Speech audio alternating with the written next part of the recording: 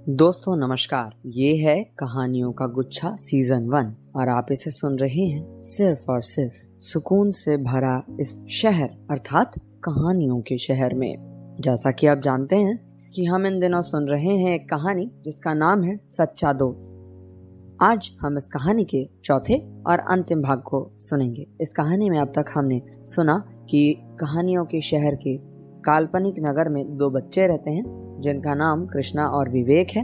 वे दोनों बहुत अच्छे और एकदम सच्चे दोस्त हैं। ये कहानी उन्हीं के बारे में है। दरअसल उन दोनों के बीच सब कुछ ठीक ही चल रहा था, लेकिन उनके संपर्क में और एक लड़का आता है जिसका नाम जतिन है। उस लड़के से भी इन दोनों की दोस्ती काफी अच्छी हो जाती है और वे तीनों मस्ती करने, घूमने फिरने, पढ़ाई करने, परीक्षाएं देने, सभी कार्य करने एक साथ ही जाया करते थे। एक दिन ठीक गर्मियों की छुट्टी से पहले उन तीनों का कहीं घूमने जाने का मन होता है और वे तीनों स्कूल जाते समय और स्कूल से लौटते समय घूमने जाने के बारे में परिकल्पना करने लगते हैं। उन तीनों को घूमने जाने की जगह भी मिल जाती है। इसके बाद बात आती है अपने गार्जियन से परमिशन लेने की। इस संदर्भ में विवेक को अनुमति नहीं मिल पाती है और बाकी दोनों बच्चों को अनुमति मिल जाती है। विवेक को अनुमति नहीं मिलने के कारण कृष्णा भी घूमने जाने के प्लान को कैंसिल करने की बात करने लगता है, जिससे जतिन काफी भड़क उठता है और विवेक को काफी खरी खोटी सुनाता है। इसके बाद विवेक काफी आहत महसूस करता है और कृष्णा उन तीनों के संबंध को ठीक करने के लिए जतिन के घर की ओर दौड़ा जाता है, जिससे विवेक को काफी ठेस पहुंचता है और उसे लगता है कि शायद कृष्णा अब उसके यानी एक पोलियो रोगी लड़के के साथ नहीं रहेगा और वो अब एक अच्छे बिल्कुल समर्थ लड़के के साथ रहेगा, अर्थात विवेक की और कृष्णा की दोस्ती यहीं तक की थी। इस बात से वो काफी आहत हो जाता है और किसी भी कार्य में अपना मन लगाने में असमर्थ हो जाता है। इसके बाद कृष्णा उन संबंधों को ठीक करने के लिए बहुत सारी कोशिशें करता है, लेकिन वो असफल होता है। इसके बाद वो विवेक को मनाने के लिए विवेक के घर भी आता है, जहाँ विवेक उसे काफी दुख भरी बातों के द्वारा अपने घर से चले जाने को कहता है और कहता है कि उन दोनों की दोस्ती यहीं तक थी। इसके बाद कृष्णा बिल्कुल असहाय महसूस करने लगता है। अब आपको क्या लगता है, क्या कृष्णा विवेक या कृष्णा विवेक और जतिन की दोस्ती फिर से सही सलामत हो पाएगी? इस प्रश्न का उत्तर आज हम और आप इस एपिसोड के माध्यम से जानेंगे। तो आइए आगे बढ़ाता हूँ इस कहानी को। कृष्णा विवेक के घर से आकर बिल्कुल असहाय महसूस कर रहा था। उसे अब किसी भी काम में मन नहीं लग रहा था और ऐसा लग रहा था कि सब कुछ मानो आंखों के सामने समाप्त हो जा रहा था। उसे कुछ समझ में नहीं आ रहा था। वो काफी गहन विचार कर रहा था कि तभी उसका दिमाग का बल्ब अचानक जल उठा और उसे याद आया, अरे कल शाम को कल ही शाम को दादी कुछ सच्चा दोस्त और सच्चा दोस्ती निभाने के बारे में कुछ बता रही थी, जो मुझे काफी प्रभावित कर गया। और मैं तो इस विषय में विवेक को बताना ही भूल गया था, नहीं तो शायद अब तक हमारी दोस्ती ठीक हो गई होती। लेकिन नहीं, मैं बोलूंगा तो स्थिति नहीं भी ठीक हो सकती है। तो एक काम करता हूँ, दादी को इस काम में लगाता हूँ। वो ये सोचकर झट से उठकर अपनी दादी के पास गया और बोलने लगा, दादी दादी आप मेरी मदद करेंगी? क्या मदद बेटा, बोल, दादी ने खिसियाती चेहरे से कहा। दादी दरअसल आप तो मेरे दोस्त विवेक को जानती ही हैं। हाँ क्यों नहीं, दादी ने मुस्कुराते हुए कहा। दरअसल हम दोनों के बीच और एक लड़का आ गया है जिसका नाम जतिन है। अच्छा, आगे बता। दादी को शायद अब इस कहानी में थोड़ा दिलचस्प आ रहा था। दादी आगे क्या ही बताऊं, तो वो लड़का काफी अच्छा था, हम लोगों को लगा था, और हमारे साथ उसकी काफी अच्छी दोस्ती भी हो गई थी। दादी ने कहा। लेकिन क्या है कि जैसा कि गर्मियों की छुट्टी हो गई है तो हम कहीं घूमने जाने के बारे में सोच रहे थे। लेकिन विवेक को तो आप जानते ही हैं, चलने में थोड़ा प्रॉब्लम होता है, तो उसे परमिशन नहीं मिल पाई। और विवेक के बिना तो मुझे अच्छा नहीं लगता है दादी, मैं कैसे जाता? कृष्णा ने कहा। अरे आगे बताएगा भी, क्या दिक्कत है? दादी ने मुंह में पान ठूसते हुए कहा। अरे दादी बता रहा हूँ, इतना हड़बड़ा क्यों रही हैं आप? हाँ बोल, दादी ने कहा। इसके बाद मैं उस लड़के को यानी जतिन को बोल दिया कि मैं नहीं जाऊंगा क्योंकि विवेक नहीं जा रहा है। तो वो काफी गुस्सा हो गया और विवेक को काफी खरी खोटी सुना दिया, और इससे विवेक काफी आहत हो गया है दादी। अब तो उसका चेहरा मुझसे देखा नहीं जाता, उसे अब ऐसा लग रहा है कि वो एक पोलियो रोगी है और उससे हम जैसे लड़कों की दोस्ती हो ही नहीं सकती है। अब मैं क्या करूं दादी, मैं तो विवेक के बिना रह ही नहीं पाऊंगा, आप तो जानती है ना दादी। कृष्णा का आवाज थोड़ा भर्रा रहा था। अरे लल्ला, मैं ठीक कर दूंगी, चिंता नहीं कर, दादी ने कहा। कृष्णा को बड़ा आराम महसूस हुआ। हाँ दादी, सच में आप ठीक कर देंगी?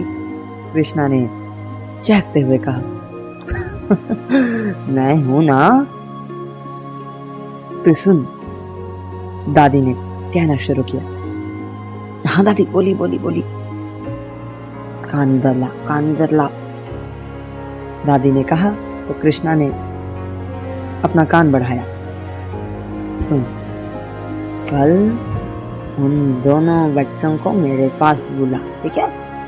मैं उन दोनों को काफी अच्छे से सच्चे दोस्त और सच्ची दोस्ती के बारे में बताऊंगी, ठीक है? इससे तेरी और उन दोनों लड़कों की ज्ञान विकसित होगी और तुम तीनों की दोस्ती काफी अच्छी हो जाएगी, ठीक है? दादी ने दिलासा देते हुए कहा। ठीक है दादी, मैं वैसा ही करता हूँ। ठीक है, जा तू अपने दोस्तों को कल ले आओ मेरे पास, ठीक है? अभी जा खाना खा ले। ठीक है दादी, कृष्णा ने चहकते हुए कहा और खाना खाने चला गया। अगले दिन सुबह होते ही कृष्णा सबसे पहले दौड़ता हुआ विवेक के घर जाता है और बोलता है, विवेक, मेरी दादी थोड़ा मेरे दोस्तों को बुलाई है, तू चलेगा ना मेरे साथ? कृष्णा चहकता हुआ गया था लेकिन उदास होकर लौटा, क्योंकि उसके इतना कहते ही विवेक ने कहना शुरू किया, कृष्णा तू समझता नहीं है क्या? मैं तो तुझे कल ही बोल दिया हूं कि मेरा अब कोई दोस्त नहीं है भाई। प्लीज तू मेरे घाव में नमक छिड़कने मत आ, मुझे कोई आवश्यकता नहीं है सहानुभूति की। मैं अपने पढ़ाई, अपने इस पोलियो से ग्रस्त पैर और माँ बाप के साथ खुश हूं, मत आ मेरे पास, चले जा। कहकर विवेक घर के अंदर घुस गया। इससे कृष्णा काफी उदास हो गया। कृष्णा दौड़ता हुआ दादी के पास आया और दादी को लिपट कर रोने लगा। दादी, विवेक को नहीं ला पाया मैं। अरे लल्ला, तू इतना क्यों बात बात में इतना रोने लगता है बेटा? सुन सुन, तू जतिन को ही ला, मैं उसे ही ऐसा मंत्र दूंगी कि विवेक को मनाने वो खुद जाएगा, और देखियो तुम्हारी दोस्ती कितने अच्छे तरीके से सही हो जाएगी। मत रो बेटा, जा जा जा जा, कितना काम करना है तुझे। हाँ दादी, सच में दोस्ती ठीक तो हो जाएगी ना? हाँ लल्ला, मैं बोल रही हूँ ना, तू जा जा, तो जा, हाथ पोंछ और जा मेरा लल्ला, जा।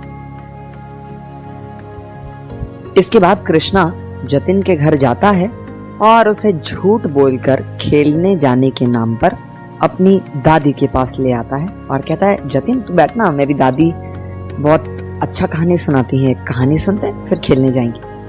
ठीक है, कोई दिक्कत नहीं है, जतिन ने गंभीर लहजे से कहा। दादी, आप वो कल सच्चा दोस्त या सच्चा दोस्ती के बारे में बता रही थी ना, वो एक बार बताएंगी? अरे तो इस समय क्यों क्यों पूछ रहा है बेटा? वो तो मैं ऐसे ही बोल रही थी, दादी ने अभिनय करते हुए कहा। हाँ दादी माँ बताइए ना, जतिन ने भी राग छेड़ते हुए कहा। अच्छा मैं बताती हूँ, तुम लोगों को पसंद आएगा कि नहीं पता नहीं, आजकल के बच्चों को मैं नहीं बता सकती, लेकिन ठीक है तुम लोग बोल रहे हो तो मैं सुनाती हूँ। असल कुछ बातें हैं जो हमारे समय हमारे जो माता पिता होते थे उनके द्वारा बताई जाती थी, तो हम सोचते हैं कि तुम्हें भी उसके बारे में जाननी चाहिए, है ना, जिससे तुम और अच्छे तरीके से अपने जीवन, अपने दोस्तों को सदा सको, अपने जीवन को व्यतीत कर सको। ठीक है दादी, अब आप बोलेंगे भी कि या यही सब बोलती रहेंगी? कृष्णा ने मजाक करते हुए कहा। देख तो अगर ऐसा करेगा ना तो मैं बोलूंगी ही नहीं, दादी गुस्सा करते हुए बोली। कृष्णा मन ही मन सोच रहा था, वाह दादी आप तो एक्टिंग करने में शेरा लोगों को आउट कर देंगी। जिस समय दादी बताने के लिए तैयार हो रही थी, उस समय कृष्णा ने जतिन को थोड़ा और दिलचस्पी देने के लिए कहना शुरू किया। मुझे बहुत अच्छा लगा जतिन, और मुझे तो लगता है कि तुम्हें भी काफी अच्छा लगेगा, देखना।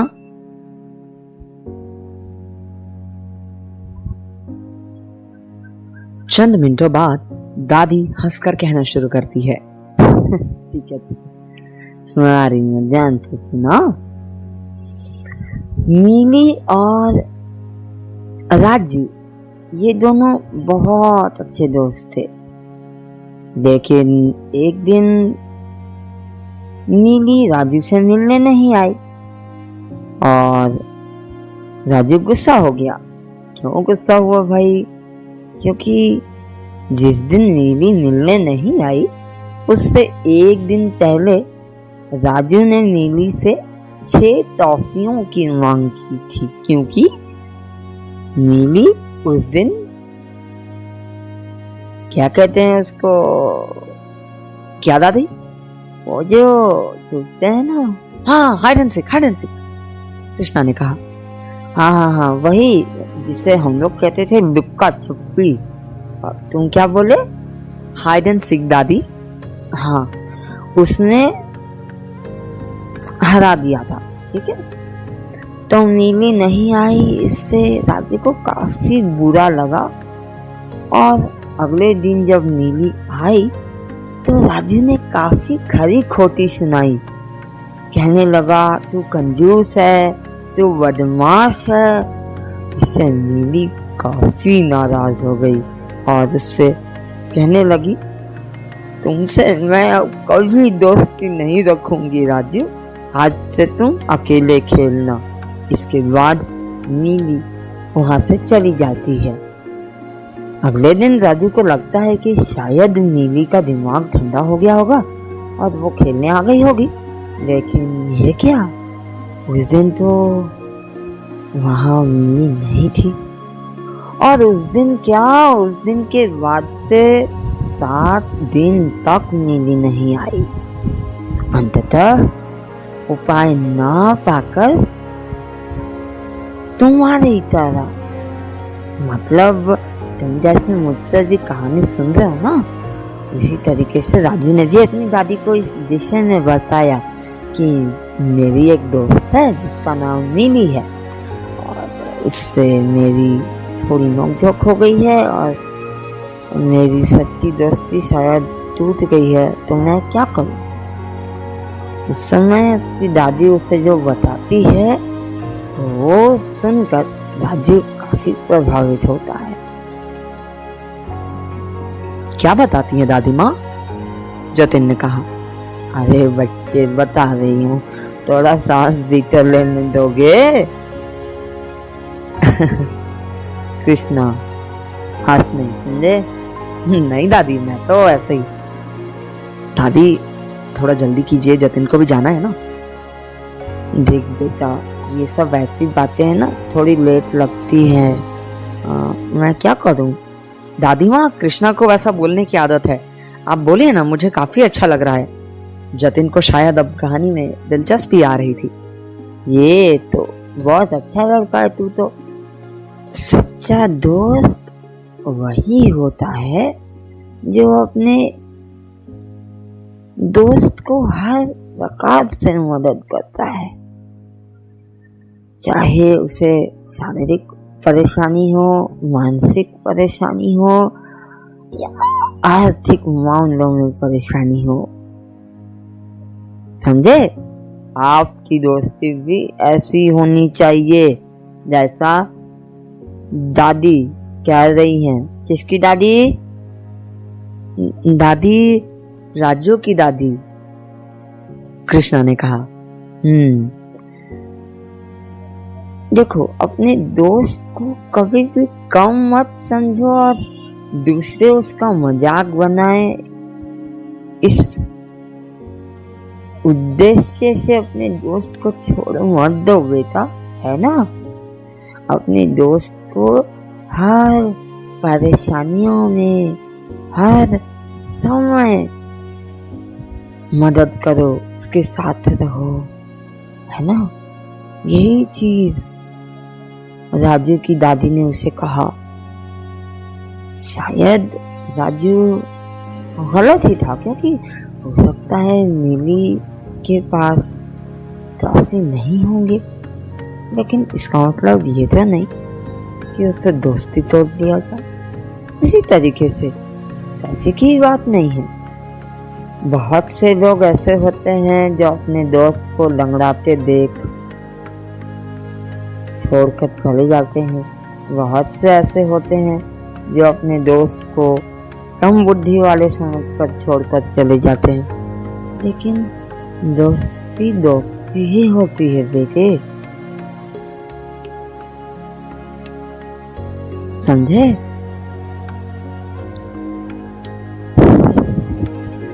बस इतनी सी बतानी थी, है ना। दादी ने मुस्कुराते हुए कहा। जतिन को इस कहानी और दादी की इन सीख भरी बातों से अपनी गलती का सचमुच एहसास हो रहा था और उसके मन में एक चीज उठ रही थी कि वो क्यों ऐसा किया, वो क्यों विवेक के साथ ऐसा किया। जतिन की आंखें भर आई। अरे क्या हो गया जतिन? दादी माँ, आप जैसा बोल रही है ना, हमारे साथ भी ऐसा ही कुछ हुआ था। मतलब क्या हुआ था बेटा? दादी ने कहा। दादी, दरअसल हमारा एक दोस्त था जिसका नाम विवेक था। अच्छा, वो जो कृष्णा का दोस्त है? हाँ दादी, दरअसल मेरे से ही एक भूल हो गई थी। गर्मियों की छुट्टी से पहले मैं जतिन बोलता बोलता रुक गए। आगे बोलो। हाँ, बोल रहा हूँ दादी। जतिन ने खुद को संभालते हुए आगे बोलना शुरू किया। मैं और विवेक और कृष्णा, हम तीनों घूमने जाने के बारे में सोच रहे थे, तो शायद अंकल ने कृष्णा को और मेरे पिताजी ने मुझे अनुमति दे दिया था, पर क्योंकि विवेक को चलने में बहुत दिक्कत होती है उबड़ खाबड़ रास्तों में, क्योंकि उसे पोलियो है, तो उसे अनुमति नहीं मिल पाई थी। तो मैं काफ़ी उससे गुस्सा हो गया था, क्योंकि मुझे घूमने जाने का बहुत शौक था दोस्तों के साथ, और कृष्णा भी विवेक के बिना जाने के लिए इनकार कर दिया था। तो मैं भी उसे काफ़ी खरी खोटी सुना चुका हूँ और हम तीनों की दोस्ती भी अब टूट रही है दादी। कृष्णा तो अब मुझसे बस आज ही बात किया, इससे पहले वो भी मुझसे बातें नहीं कर रहा था, और विवेक तो अब इस मोहल्ले में ही कहीं नजर ही नहीं आता है। शायद वो अब घर ही में रहता है, स्कूल भी नहीं जाता दादी माँ। अरे नहीं बेटे, तुम उसे सहारा दोगे ना तो वो ठीक हो जाएगा। जाओ उसके पास जाओ, है ना? सच में दादी वो ठीक हो जाएगा? हमारी दोस्ती पहले के जैसे हो जाएगी? जतिन ने भर्राई आवाज में कहा। बिल्कुल हो जाएगी, बिल्कुल हो जाएगी। जाओ जाओ जाओ। दादी ने जतिन के दिल को आराम पहुंचाते हुए कहा। मैं अभी जाता हूँ दादी, आपसे फिर मिलूंगा जब हमारी दोस्ती पक्की हो जाएगी। अच्छा, तो फिर आना बेटा, ठीक है? जी दादी, जतिन ने कहा और सरपट विवेक के घर की ओर दौड़ पड़ा। उधर विवेक आंगन में ही बैठा हुआ था। जतिन को दौड़ता आते हुए देख थोड़ा सशंकित महसूस करने लगा। विवेक विवेक विवेक करते हुए जतिन चिल्लाते हुए आ रहा था। विवेक अंदर जा रहा था, लेकिन उसे लगा कि ये कुछ ज्यादा ही असभ्यता हो जाएगी, इसलिए वो वहीं खड़ा रहा और गंभीर लहजे में कहा, बोलो, इस लाचार को मदद देने आए हो क्या भाई? भाई तुम मुझे माफ कर दे। जतिन विवेक को लिपट कर रो रहा था।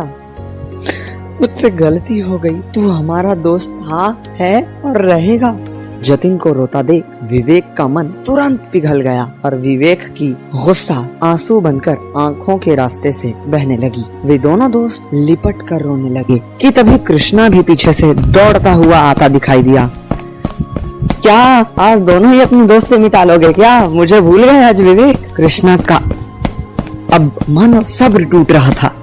वो भी जाकर विवेक से लिपट कर रोने लगा। तीनों दोस्त जब रो धो कर थोड़ा संभले तो तीनों ने तीनों से कहा, आज से कोई रोग, कोई बाधा, कोई विपत्ति, कोई बहकाव बातें हमें नहीं तोड़ सकेंगी। हम सच्चे दोस्त थे, हैं और रहेंगे। इसके बाद उन तीनों की दोस्ती और भी दृढ़, मजबूत और पक्की हो गई। बस इतनी सी थी ये कहानी। दोस्तों, आप हमारी कहानियां तो सुनते हैं पर हमें अपना प्यार नहीं दिखाते हैं, जिससे अब हम आपसे काफी खफा हो गए हैं। लेकिन अगर आप अपना प्यार नहीं दिखाएंगे तो कहानियों का गुच्छा सीजन 1 आगे हम कैसे ले जा पाएंगे? आपके लाइक्स, आपके शेयर्स, आपके कमेंट्स और आपके सब्सक्राइब करने के कारण ही तो हम उत्साहित हो पाते हैं और आप सबों को लेकर आ पाते हैं हमारे आपके अपने शहर, सुकून से भरे अपने शहर, कहानियों के शहर में। तो देर किस बात की, अपना प्यार दीजिए हम पर। हमारे चैनल को अधिक से अधिक लोगों तक पहुंचाइए, हमारे वीडियोस को लाइक कीजिए, शेयर कीजिए और अधिकार से लिखिए कमेंट बॉक्स पर कि आप आगे किस प्रकार की कहानियां सुनना चाहते हैं। अब दीजिए इजाजत, नमस्कार।